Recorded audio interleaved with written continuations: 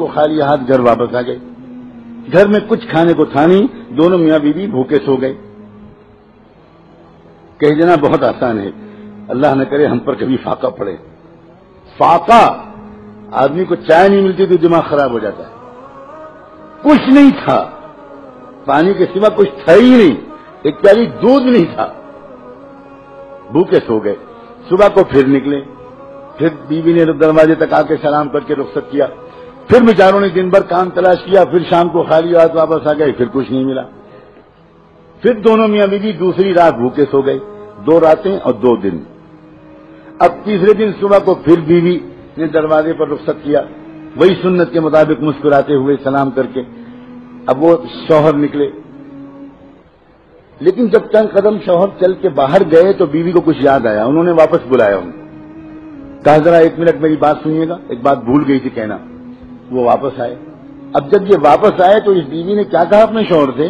اپنے بیوی نے شوہر سے یہ کہا کہ میں آپ سے یہ کہنا بھول گئی تھی, اس لیے آپ کو واپس بلایا کہ 2 راتیں 2 دن تو ہو چکے ہیں, دونوں فاقے سے ہیں.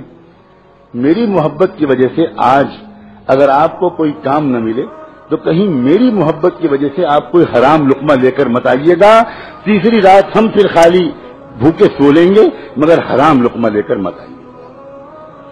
مجھے بتاؤ, یہاں تھوڑے سے مرد بیٹھے ہیں, جس مرد کو ایسی باہمت اور وفا شعار اور ساتھ دینے والی ایسی بیوی مل جائے گی, وہ مرد دنیا کا بادشاہ اپنے کو محسوس کرے گا کہ نہیں کرے گا؟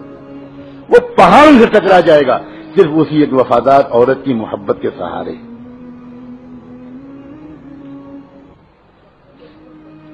آج تو خوش کرتے کرتے مردوں کی جان نکلی جا رہی, کمر ٹیڑھی ہوئی جا رہی, اوور ٹائم کر رہے ہیں, نمازیں چھوڑ رہے ہیں, پھر بھی بیوی خوش نہیں ہوتی اور مرد پریشان رہتا ہے کہ میں کیسے خوش رکھوں, کروں کیا؟ گھر کے اندر کے سکون کا سرچشمہ وہ عورتیں ہوا کرتی تھی جو یہ کہتی تھی کہ آپ کی صحت مجھے عزیز ہے, آپ زیادہ محنت مت کیجیے, میں چٹائی پر سو لوں گی, پنکھا جھل جھل کے اپنی گرمی کو برداشت کر لوں گی, مگر خدا کے لیے اپنی صحت مت خراب کیجیے.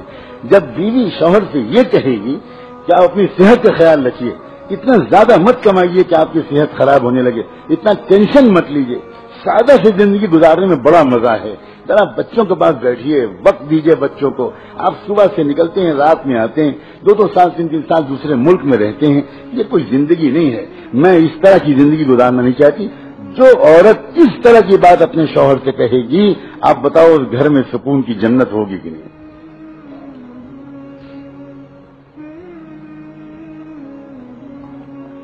ایک صحابی اللہ کے راستے کے سفر سے واپس آتے ہیں کئی مہینے کے بعد. اب آدمی اپنے گھر واپس آتا ہے, تمنائیں لے کر آتا ہے, ارمان لے کر آتا ہے, خواہشات لے کر آتا ہے, نئے طرح طرح کے خوبصورت خیالات اس کے دل میں ہوتے ہیں. اب وہ آیا گھر میں, بیوی نے خوب اچھا استقبال کیا, خوشیوں کے سارے سامان فراہم کیے, بہت اچھی رات گزری, بہت پیار بھری رات گزری. ایک بچہ تھا, شوہر دیکھ رہا ہے کہ بچہ کہیں نظر نہیں آ رہا, تو تھوڑی دیر کے بعد وہ پوچھتا ہے بیوی سے کہ بیٹا کہاں ہے؟ تو بیوی کہتی ہے کہ وہ بہت آرام سے, بہت سکون سے, مطمئن, کچھ نہیں بتاتی, بھنک نہیں لگنے دیتی. جب رات پوری گزر جاتی ہے پیار بھری, صبح کو بیوی اپنے شوہر سے ایک بات پوچھتی ہے, ایک مسئلہ بتائیے, آپ کے پاس کوئی امانت کسی نے رکھائی ہو اور وہ امانت واپس مانگے تو آپ بتائیے کیا کرنا چاہیے؟ تو وہ کہنے لگی یہ کوئی مسئلہ پوچھنے کا ہے, امانت تو ہوتی ہے اس لیے کہ واپس کرنی چاہیے, فوراً واپس کرنا چاہیے, اور واپس مانگنے پر کوئی برا نہیں ماننا چاہیے. تو کہنے لگی بس یہی قصہ ہے, اللہ نے مجھ کو اور آپ کو جو بیٹا دیا تھا امانت کے طور پر, وہ آپ سفر پر تھے, اس کا انتقال ہو گیا, اللہ نے وہ امانت واپس لے لی. میں رات آپ کو بتا دیتی میرے سرتاج, تو آپ کی رات خوشیوں بھری نہ گزرتی. میرے دل سے پوچھئے کہ میں نے کتنا اپنے دل پر پتھر رکھا, ایک ماں ہوں میں, اور آپ آئے تو اس بچے کی یاد نئے سرے سے تازہ ہوئی ہوگی. اب سوچئے, لپٹ کے روتی, شکوے کرتی, شکوے نہ بھی کرتی تو غم کا تو اظہار کرتی, لیکن پوری رات گزر گئی اور بھنک نہیں لگنے دی.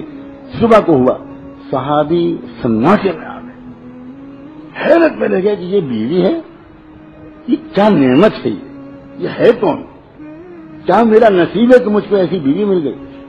اور جب وہ صحابہ خوش ہوتے تھے تو بھاگ کر کس کو خوشخبری سناتے تھے؟ اپنے محبوب محمد مصطفیٰ. پریشان ہوتے تھے تو جا کر کس سے رونا روتے تھے؟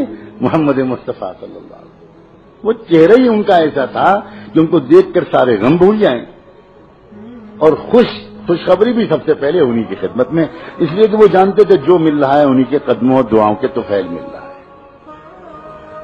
بھاگے بھاگے گئے حضور کو جا کر یہ خبر سنائی اور یہ بتایا کہ آج یہ رات یہ واقعہ پیش آیا، میں اللہ کے راستے میں گیا ہوا تھا، لمبا سفر تھا، واپس آیا، خوشیوں بھری رات گزری، بیٹے کو پوچھا، یہ جواب ملا. صبح کو اس نے بتایا کہ بیٹے کا انتقال ہو چکا ہے. اللہ کے رسول صلی اللہ علیہ وآلہ وسلم تھوڑی دیر عجیب کیفیت میں آئے اور اس کے بعد کہنے لگے، جنت میں تم دونوں کو اپنے ساتھ ٹہلتا ہوا میں اللہ کے یہاں دیکھ رہا ہوں. جا کر بیوی کو خوشخبری سناؤ، جا کر بیوی کو خوشخبری سناؤ، میرے ساتھ والی جنت نصیب کر دینے کا اللہ نے آج فیصلہ کر دیا، اور اس سے بہتر خوش نصیب بیٹا تم کو ملے گا، اور نسلوں میں تمہارے بیٹوں میں، تمہاری نسل میں، ہر نسل میں امت کا بہت بڑا عالم پیدا ہوگا. ایک بیوی کے وفا اور اخلاق اور صبر کے نتیجے میں 700 سال تک امت کو جو فقہا اور محدثین ملے ہیں اس میں ہر زمانے کا سب سے بڑا فقیہ انہی کی اولاد سے ہوتا ہے.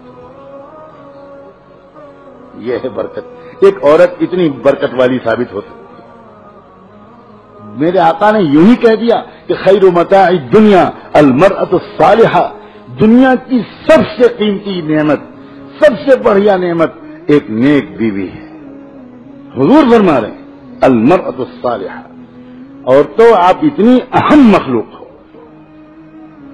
نہ مردوں نے آپ کو پہچانا نہ آپ نے خود اپنے کو پہچانا. سچی بات ہے. مردوں نے بھی آپ کو کس نگاہ سے دیکھا؟ آپ سے خالی کام نکالے، آپ کو خالی گھر کے کام میں جوت دیا، آپ کو ڈانٹا، آپ کا دل دکھایا، نہ آپ کو ولایت کے راستے پہ چلایا، نہ آپ کو ذکر سکھایا، نہ آپ کو اللہ کی محبت سکھائی، نہ آپ کو تہجد سکھائی، نہ آپ کے اندر اللہ کے رسول کا عشق پیدا کیا، نہ مردوں نے کیا، نہ آپ خود اپنے کو پہچانی. آپ بھی خاص سوائے ہونٹوں اور آنکھوں اور چوڑیوں اور بندوں اسی میں لگی رہتی ہیں.